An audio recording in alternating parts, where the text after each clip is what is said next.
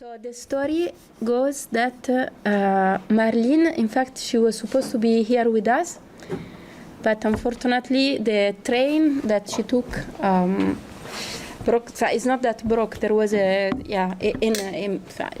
was stopped, and she didn't manage to get the connection that we bought for her to come to Paris. So unfortunately, with a great dismay, because we were really trying hard to make her come, she is not here physically with us, but I really thank her very much because she still was willing to present her work and to be with us virtually for the whole day. Yes, all set. Okay. You can hear me all right? Very well. Okay, good. So, hello everybody. My name is Marleen Reichgelt. I am a postdoc researcher and a lecturer at Radboud University in Nijmegen in the Netherlands. And I'm very happy to be here today to talk a bit about my PhD research, which I completed last year. I think there is a lot of overlap in the interests and also the questions, perhaps the issues that I've run into during my research, and the questions and issues that Elena, that you raised in your project Women at Work. So I'm very excited to, share a discussion, and I hope my presentation will be useful to you. So what I wanted to discuss today is, first of all, my PhD research, which was about photography as a source on children's lives, so also as a source on social history.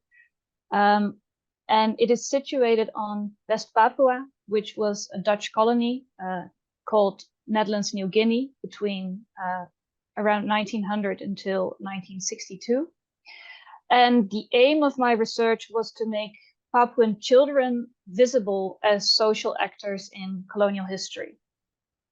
And I want to conclude my presentation also by briefly discussing with you the status and treatment of photographs in the historical discipline, and also talk a bit about my method of trying to recontextualize the photographs. So, but first, like Elena, I wanted to start my presentation by, bringing you into the archive that I worked with, which is also a missionary archive. I'm not just employed at the Radboud University, but I'm also employed at the Dutch Heritage Center for Religious Life. And almost all of the archives of the Dutch provinces of Catholic orders and congregations have been brought together there, which is internationally, that is quite a unique initiative. And the archive that I did my research in is the archive of the Dutch province of the Missionaries of the Sacred Heart of Jesus, which is actually a French missionary congregation founded in Issoudun in 1854. And internationally, the MSC, as they were known, the Missionaries of the Sacred Heart, were quite well known for their mission on New Guinea, both the western and the eastern half of New Guinea. And they arrived in Dutch New Guinea in 1905. And the pictures that you see here are part of the catalogued archive, photographic archive, depicting the early years of the Catholic mission on West Papua. And the early years, I mean 1905 until 1940, so until the onset of the Second World War. Well, as a project, I digitized all of the photographs of this period taken along the south coast. So it was a set geographical area and a set period. And this amounted to approximately 1,300 photographs, all taken by the missionaries in this location. And this is part of, this is, I think, a typical part of this archive. So these photographs are catalogued, and they documented the ethnographical, linguistical, and geographical explorations of the missionaries. And the photographs that you see here, they're part of a catalog. You can see the code in the upper left corner. The code indicates that this page is classified under section 3, lands and people. Group E, landscape photographs. And the back side of the page actually bears a caption, which is klapperbossen or coconut tree forests. Well, these photographs did not exactly spark my interest immediately when I digitized all these photos. I was mainly interested, like you, in interactions in colonial society. So I spent hours hovering over photographs, capturing moments of contact, right? Spending photographs of the local communities, the Marintanim. But I mainly brushed over these photographs.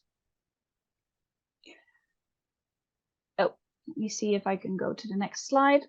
Yes. So I have for the people who don't know the area that we're talking about, West Papua was part of the Dutch East Indies, nowadays Indonesia, the Indonesian archipelago. And West Papua is actually the western half of New Guinea. And the line between West and East New Guinea was only drawn in the very end of the 19th century. So when the missionaries arrived there, and this is important, they were among the first colonial agents to enter, to settle in West Papua. So they were involved in ethnographical research, in linguistical research, in geographical research.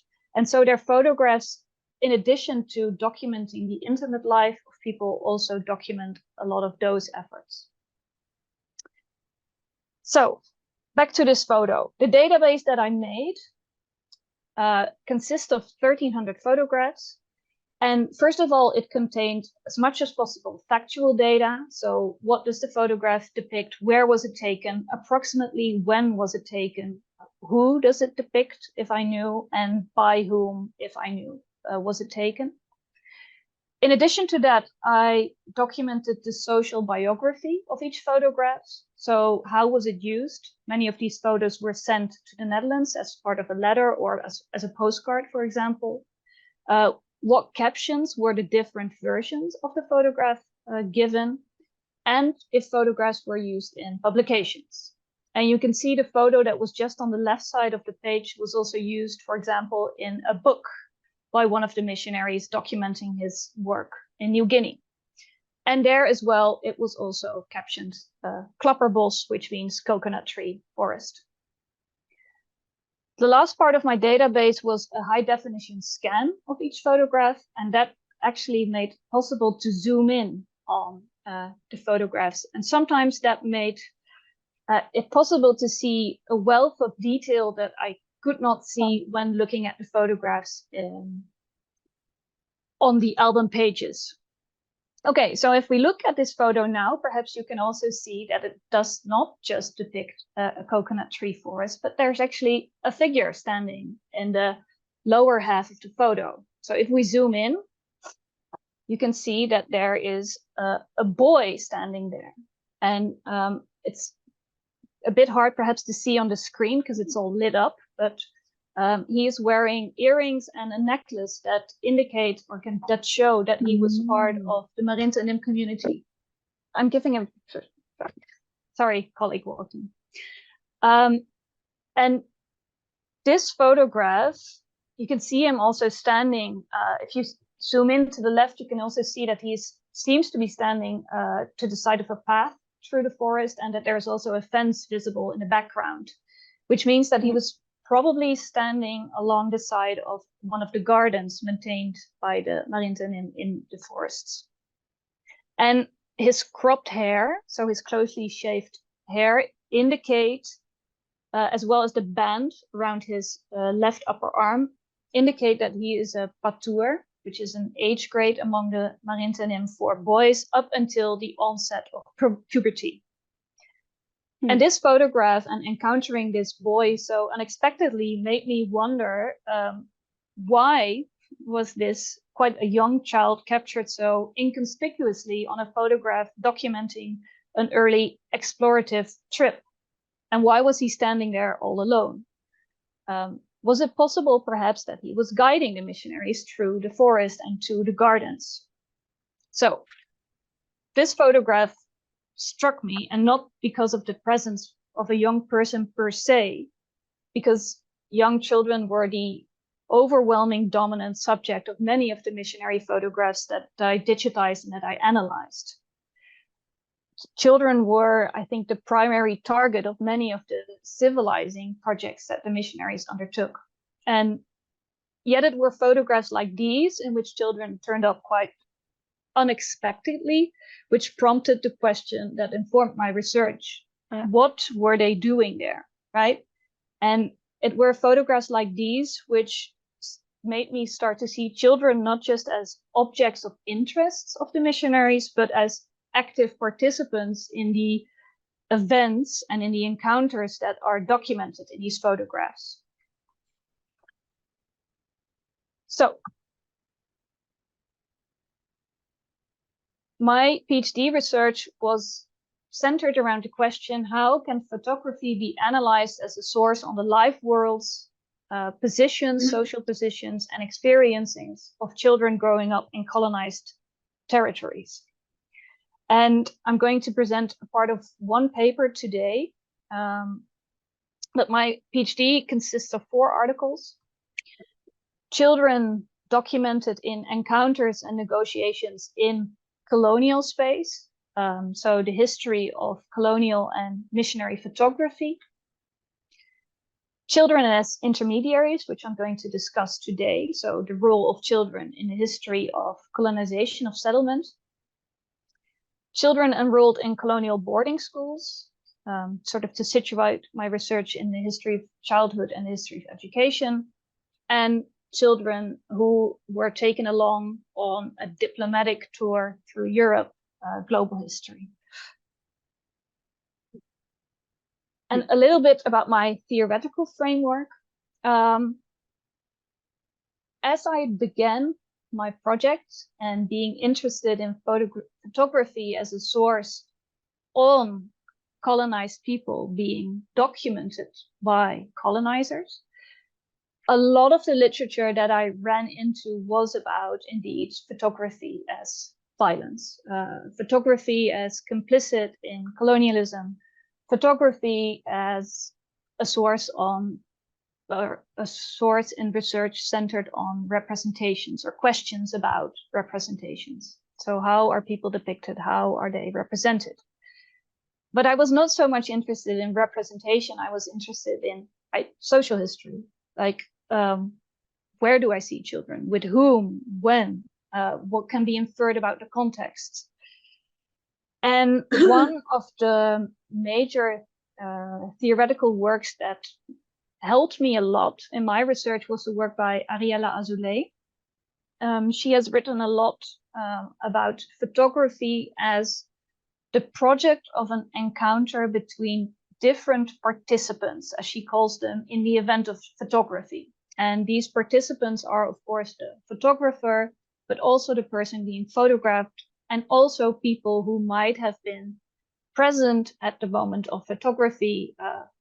For example, an interpreter who might have been present in anthropological encounters, etc.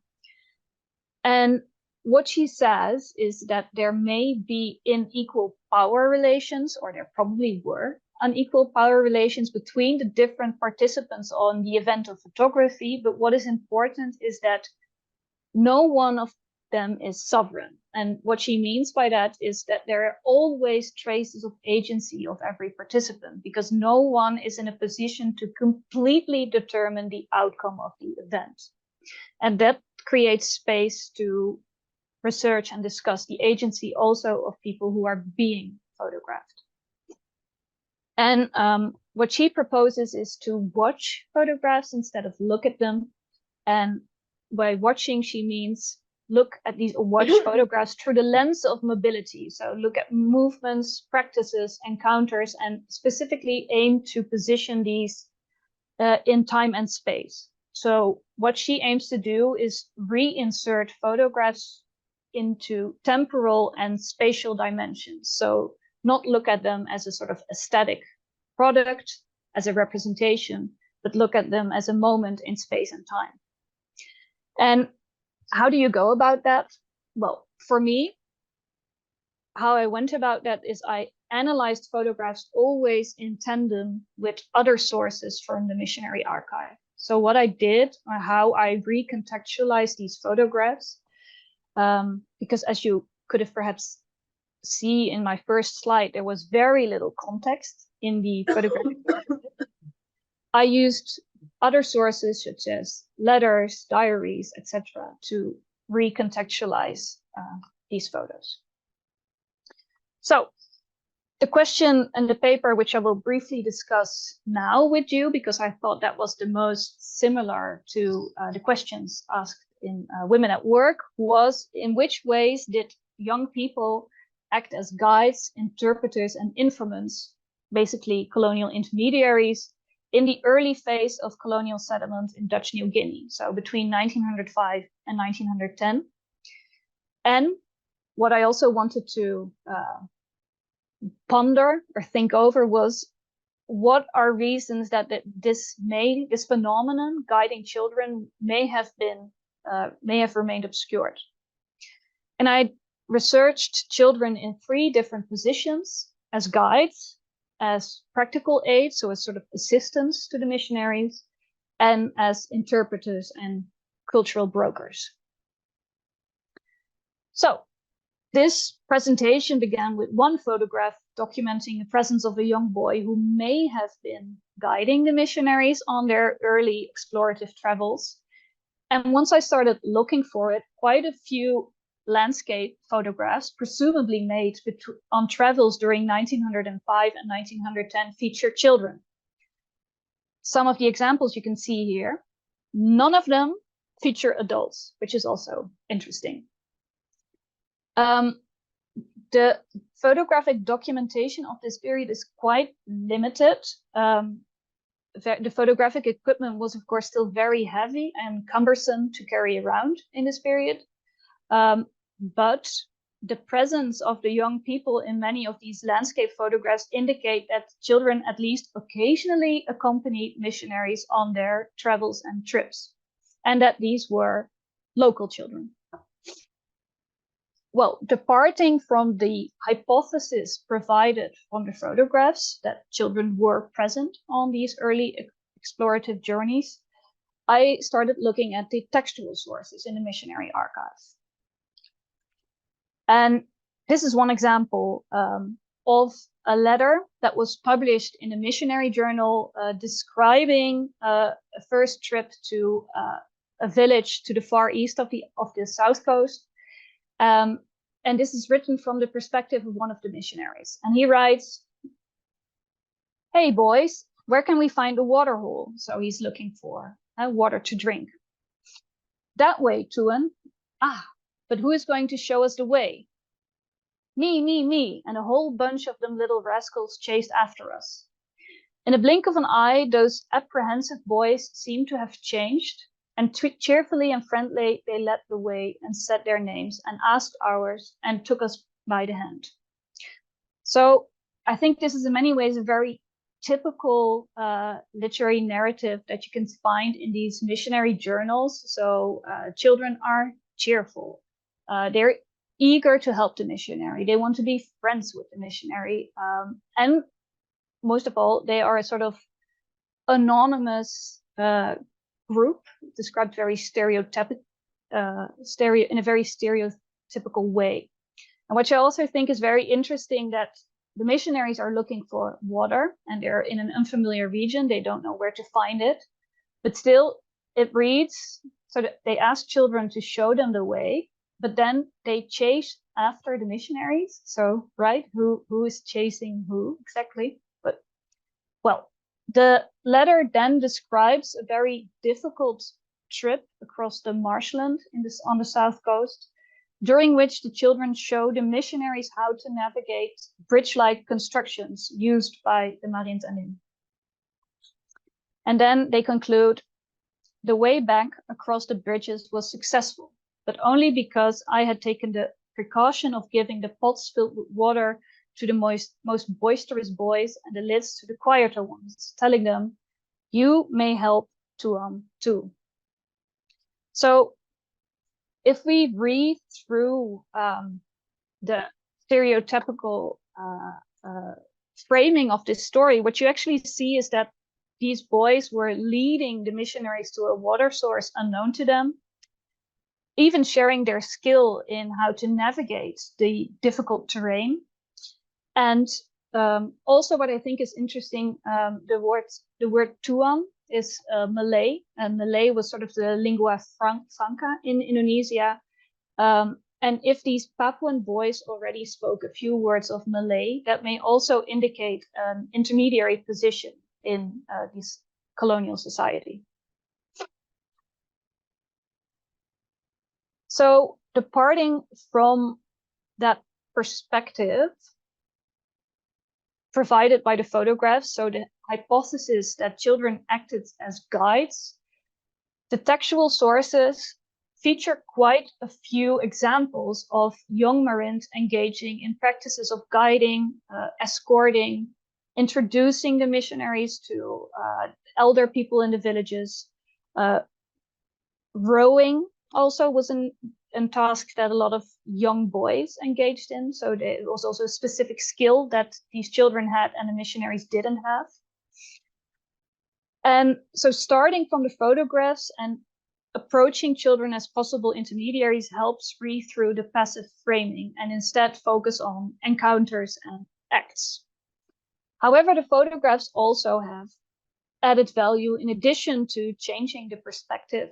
They can also provide information which remains obscure in textual sources.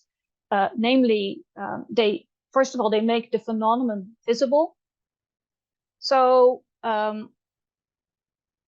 as you might know, many of the official sources depicting or discussing early explorative journeys, it's always, if intermediaries are mentioned at all, they're usually not mentioned by age, right? So you never know how, you don't get a lot of detail into how old these intermediaries are. And the photographs show that these might have been quite young, quite often. Photographs also allow for the recognition of individuals, and it goes too far to go into that now, but in my research, I also have several case studies on individual young boys, often, who were involved with the mission in various ways. And of course, the photographs depict signs that point to cultural backgrounds, as I could do in the first photograph, and as you also showed, right? You can see whether women were, for example, from Akan background or not, right? You can infer some things about the cultural background of intermediaries. Why is that important in the case of West Papua? Well, a lot of the histories of the exploration of West Papua focus on non-local intermediaries involved in the process of colonization. So they focus on, for example, carriers from other parts of the Indonesian archipelago. Why are these mentioned in the official histories and the Papuans were not? Well, one of the reasons is that the non-local intermediaries were part of the team traveling to West Papua, so they're documented on the ship's registry. They were also paid in money, so they were in the books. Whereas Papuan intermediaries were not paid because they didn't have any use for money, so they received instead trading goods and were thus kept out of the books. So, and finally, colonial discourse, as you probably all well know, has a tendency to call all non-white people boys instead of men. So if the word boy is used in a textual source, that is not an indication that it actually concerns a young boy or a child. And the photographs do make that visible. Okay, well, photographs can also be used to offset the missionary discourse in other ways. So, as I've mentioned earlier, there were various forms of intermediary tasks, such as guiding and instructing. They were obscured, but the missionaries were very eager in their official sources to highlight other forms of intermediacy, such as assisting in manual labor. In their journals especially, but also in their letters, the missionaries were constantly underlining how they could make children work for them. So photographs with the explicit subject of Marin children, as you see here, engaged in either domestic or manual labor feature abundantly in the missionary journals around 1910. Here you can see an example. The caption reads, some Marin boys working in the garden with brother Joosten. The fact that these wild children of nature want to work already proves the progress we are making among the depraved people of New Guinea. So this is a typical example of how photographs were supposed to provide the reader with evidence that the mission had acquired pupils who were being taught what was perceived as good labor, useful crafts, right? The pupils are furthermore most of them are wearing some form of Western clothing, which also indicates that a beginning had been made with the civilization of West Papua. However, since I could compare photographs like these to hundreds of others, I can actually recognize quite a few from the people here. And the two young men who are standing to the left side of the photo were actually non-local intermediaries who had been trained in Maluku, so in a neighboring part of the Indonesian archipelago, and who were actually being paid, were just employed by the mission. So they're not Marins.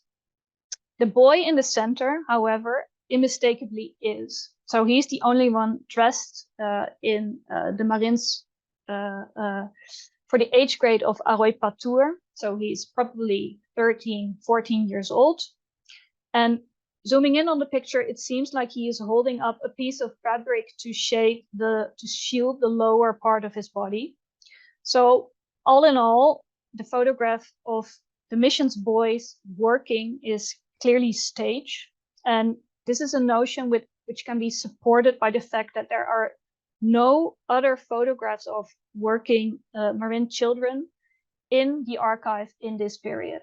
So the official published photographs show the very rare example such as these, but the 1,300 photos in the archive never depict this kind of interaction. So that also says something.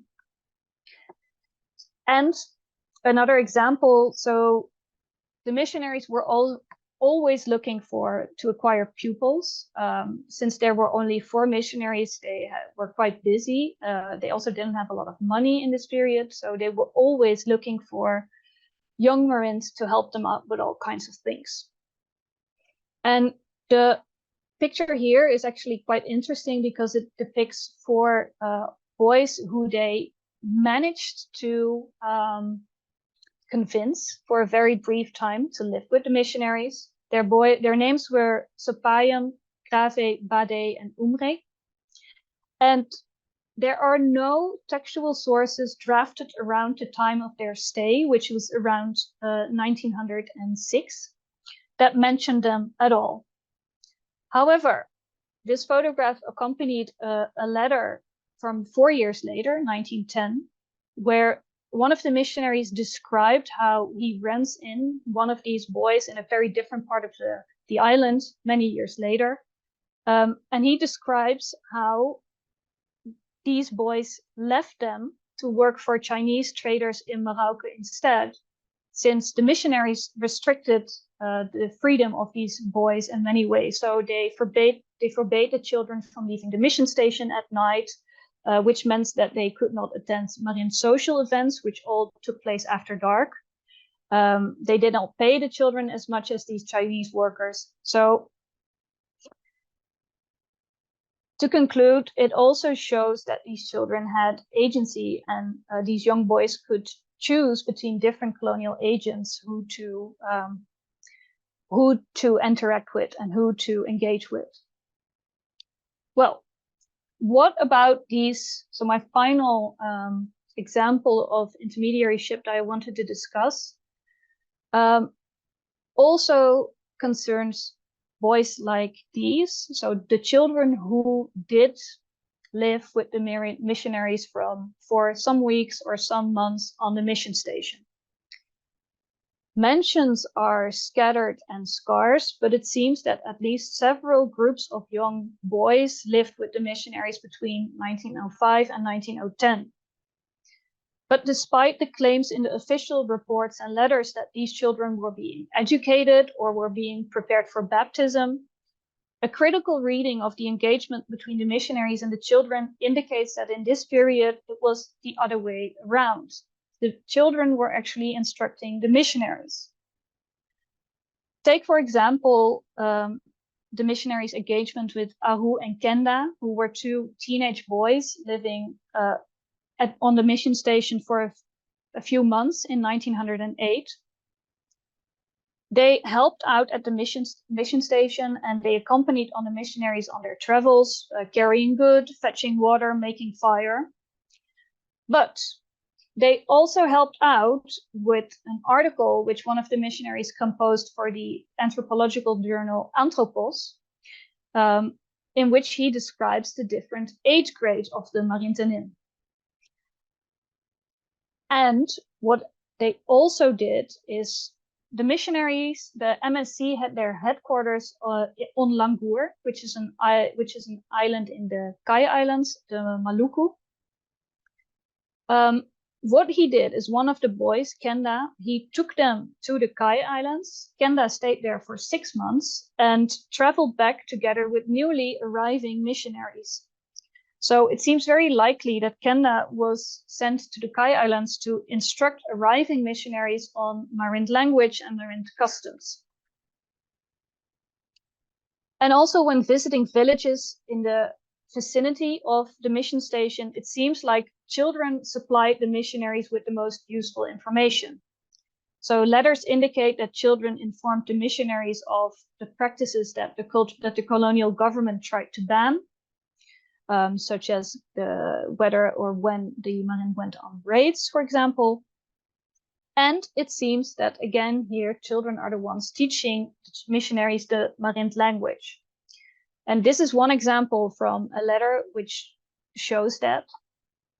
It reads, "There is a little fellow from the 4th village called Maria, a quick boy who understands what I'm after quite well and is happy when he teaches me a new word.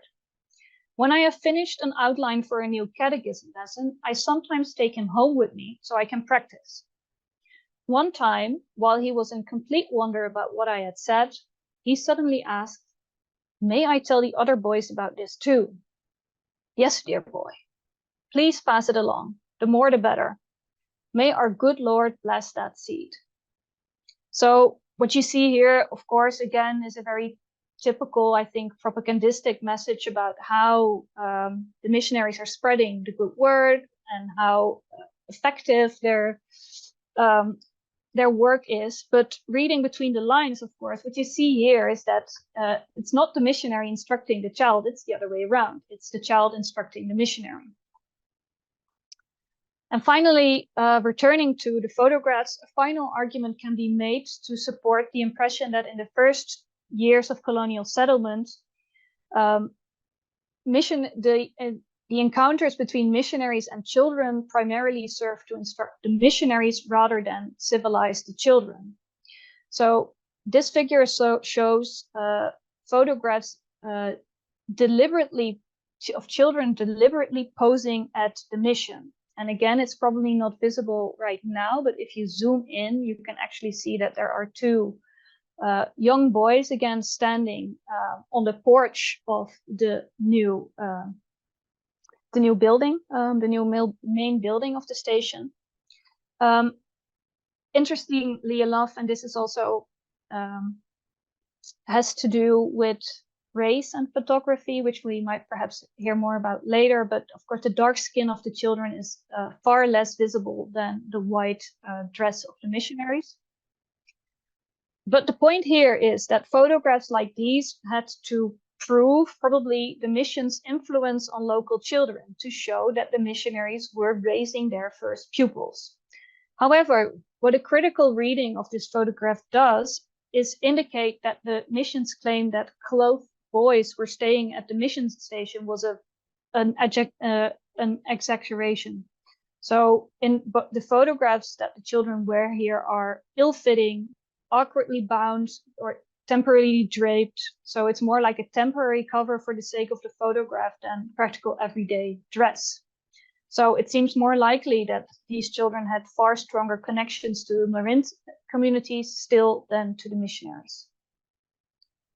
So to conclude, what is the potential of historical photography in research on the lives of one of the least accessible populations, I think, in colonial history? Indigenous children, colonized children, local children. What these photographs enabled me to do was, at least in part, elucidate a small part of their life worlds. So the photographs enable me to watch young children traveling, acting, and engaging with the missionaries. It also enables me to approach children as present, acting individuals, rather than the submissive representations that you get when you look at the textual sources. And photography provides a form of access to people and their bodies, so that may often have a lot of signs about their social backgrounds, but which are also surfaces from which counter narratives can emerge. And the conclusions of this paper was that missionaries, in many ways, and at least in this very first period, depended on the knowledge, skills, and networks of Papuan children. So in that way, I hope to contribute to the existing body of literature on colonial intermediaries, which is a very large body of literature, but children are, I have never come across literature which focuses on young intermediaries or children in particular. I also hope to add to understandings of colonial childhoods, as many literature on colonial childhoods focus on either childhood as a sort of discursive category, which differed among different groups, but also which focuses a lot of institutionalized childhoods, so children in often educational or reformatory institutions. I hope to show a little agency of the young Marins. And I also wanted to grapple with a paradox which I saw specifically in the missionary archive: the centrality of children as objects of civilizing practices versus their marginalization as historical subjects in colonial textual practices. So why are children seemingly everywhere, but we still manage to overlook them in many instances? So, and what I think that it has to do with partly is that on the one hand, it goes against the rationale of the civilizing mission. Children teaching the missionary something is directly opposed to the rationale of the civilizing mission, where the Western people had the knowledge and the skills and they were spreading, those. But it also goes against, I think, a rationale that is still very dominant today, like adults as powerful, as social actors, as having agency, and children as powerless. I mean, I think many social groups have seen different periods of emancipation in the 20th century, like women, for example, but still children, young people are still not allowed to vote, for example, right? They still, in many ways, are seen as unable to make, logical, informed decisions. Okay. And I saw in your presentations also already a lot of instances of children featuring, and what I wanted to close off with: once you see it, you start seeing children everywhere. This is a very famous photo of the White Fathers as they started their journey from the north of Africa into the among the Sahara into the middle of Africa, and the caravans, as they were called. And here is a picture of a caravan with at least 3 young boys posing among the missionaries, which also makes you wonder, what were they doing there, right? What was their job? I don't know if we have any time left. I'm looking to you, Elena. Otherwise, I can very briefly 5 minutes discuss something about the status of photographs in the historical profession, but I could also... I cannot hear you. I don't know if you're... Just a second. No, please go ahead. It is too interesting. We are running out of time, but still, I think it would be a pity not to listen to that. So Okay. please go ahead. I will try to be as brief as possible. So what I thought would be interesting for today was also discuss some of the difficulties I encountered in setting up and conducting historical research with photographs as my main source. An example, very briefly, how I encountered most photographs was like this. No information at all, no context at all, just a photo of a boy in a shirt, which makes you wonder, who is he? Why is he there? And I think that has to do with the status and the treatment of photographs in the historical discipline, right? I think increasingly, on the one hand, photographs are a very popular source. There are a lot of publications on historical photographs, both for an academic audience, but especially, I think, also, at least in the Netherlands, for a very broad audience. There are a lot of uses and users of photographs in archives and museums. And I think particularly interesting is that we've, of course, seen a rise of digitization projects over the past decades, and photographs are often one of the first sources that are digitized on a large scale. On the other hand, I think photographs are still very much neglected within the historical discipline, right? This is within Dutch academia specifically. I think it's less so in, for example, the Anglophone context, but in Dutch academia, there are actually very few historians who focus on photography as their specialization. It has changed a bit because there are now quite a few Australian historians working here, and they do focus on photography. Within archives, photographs are almost always separated from the original context and stored apart from the other textual documents. And I think as a source in colonial history, especially in handbooks aimed at, for example, students, what are the types of sources that you can use if you want to address colonial history? At least in the handbooks I know, photography is not an explicit part of that. Okay, so following famously Michel Wolff-Trouillot about silencing the past, I think there are various moments that silences enter or surround photographs in the making of history. So silences enter photographs in the making of the sources. For example, focusing on my male missionary congregation, they are very much focused on boys. So girls, a silence surrounding girls and women is entered in the making of the sources. In the making of the archive, silences are entered with the very minimal descriptions that these photographs are given on the one hand, and on the other, by separating the photographs from the original context and storing them separately. In the narratives, silences surround photographs because we focus on violence, I think, and representation so much. And that, of course, also seeps into the writing of histories. I want to focus very briefly only on archives and narratives here.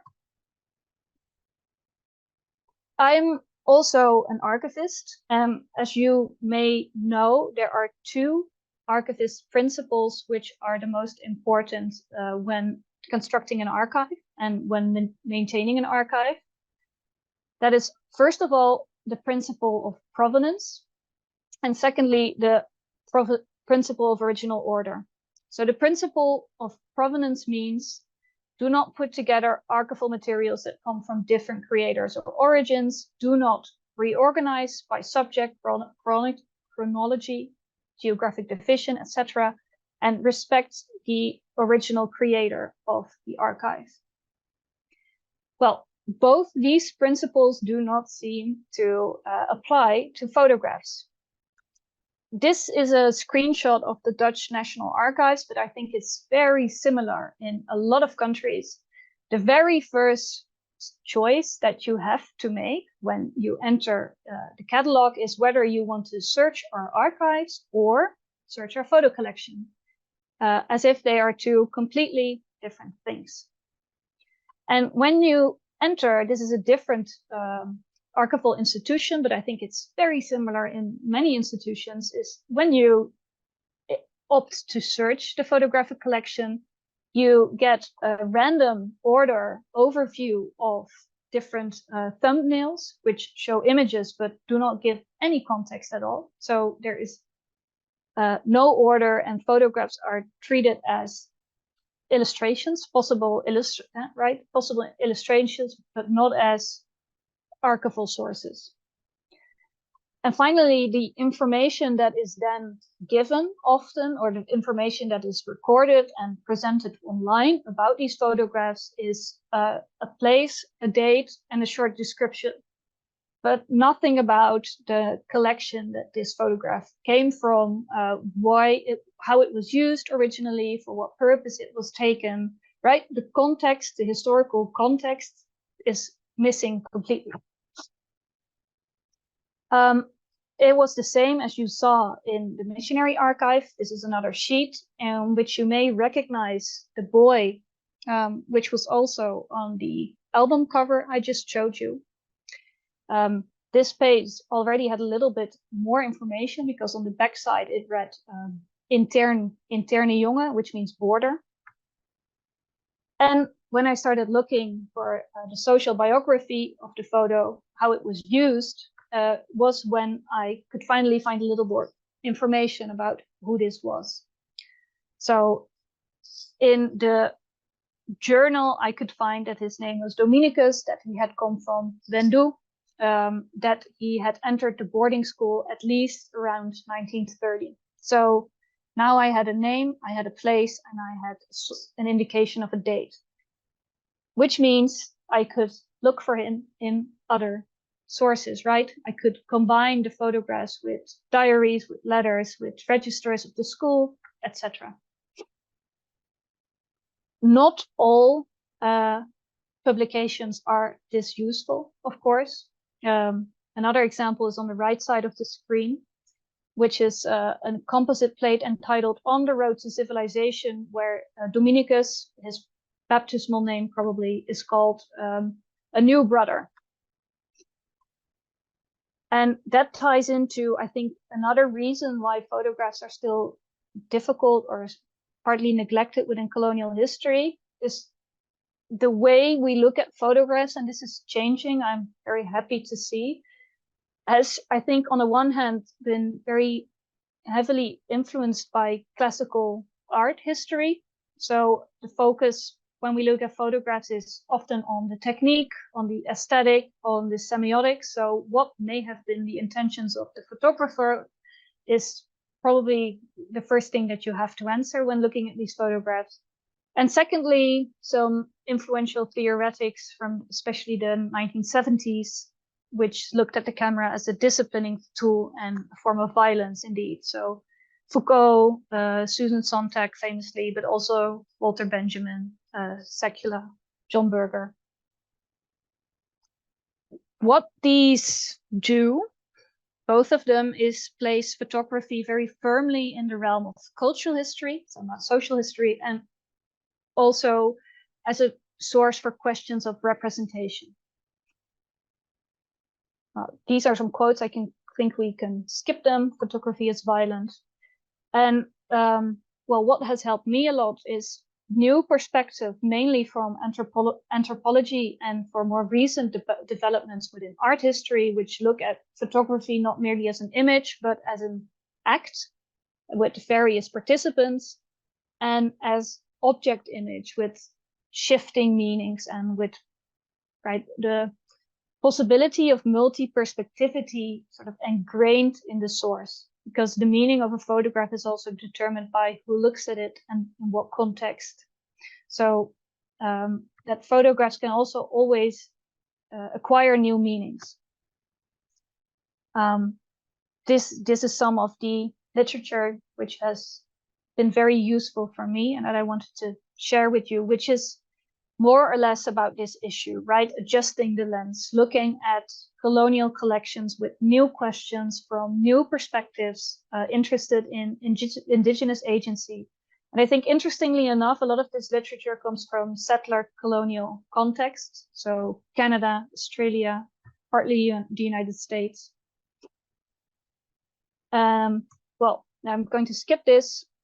And these were some questions I thought perhaps for discussion or maybe later. But I was interested in how you contextualize photographs in your research, how you go about that, and whether this, what I just told you about the status of photographic collections in the archival institutions that you work in, whether this is recognizable for you. And also what I'm interested is in how can we both preserve or even bring back, right, the historical context of these collections, but also open up these collections to diverse perspectives and interpretations. So especially also in the light of the restitution of colonial archives. So thank you. I hope it was not too long.